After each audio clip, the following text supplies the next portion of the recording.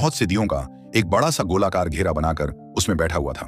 दिव्य प्रभा दियों के गोल घेरे में जाकर बैठ गई और वो सन्यासी कुछ तंत्र मंत्र शुरू कर दिया। तंत्र मंत्र करने के बाद वो सन्यासी दिव्य प्रभा के साथ मिलन करने लगा। इधर राजा की नींद खुली तो दिव्य प्रभा बिस्तर से गायब थी। राजा को लगा शायद शौच क्रिया के लिए गई होगी। यह सोचकर राजा चुपचाप सो गया। दूसरे दिन रात को जब राजा दिव्य प्रभा के साथ मिलन करना चाहा तो दूसरे दिन भी दिव्य प्रभा ने मना कर दिया।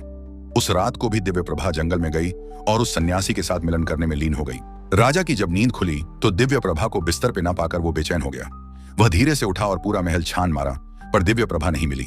राजा सोच में पड़ गया कि हर रोज इतनी रात गए दिव्य प्रभा बिना बताए कहां चली जा रही है। उसे कुछ भी समझ में नहीं आ रहा था। वो चुपचाप अपने शयन कक्ष में आया और सो गया। अगले दिन रात को राजा जब दिव्य प्रभा के पास गया तो दिव्य प्रभा ने फिर से मिलन करने से मना कर दिया। राजा चुपचाप बिस्तर पे चला गया और सोने का अभिनय करने लगा।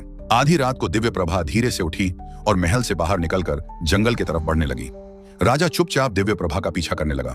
दिव्य प्रभा हर रोज की तरह उस सन्यासी के पास पहुंची और दिए के बने घेरे में बैठ गई और वो सन्यासी तंत्र मंत्र करने के पश्चात उसके साथ मिलन करने लगा। यह देखकर राजा के पांव तले जमीन खिसक गई। वो सन्यासी कोई और नहीं बल्कि दिव्य प्रभा का ही पिता था। दिव्य प्रभा राजा को छोड़कर हर रात अपने ही पिता के साथ जंगल में मिलन क्यों करती थी? इसके पीछे क्या रहस्य है? यह जानने के लिए स्क्रीन पर नीचे दिख रहे लिंक पर जाएं और पूरा वीडियो देखें। धन्यवाद।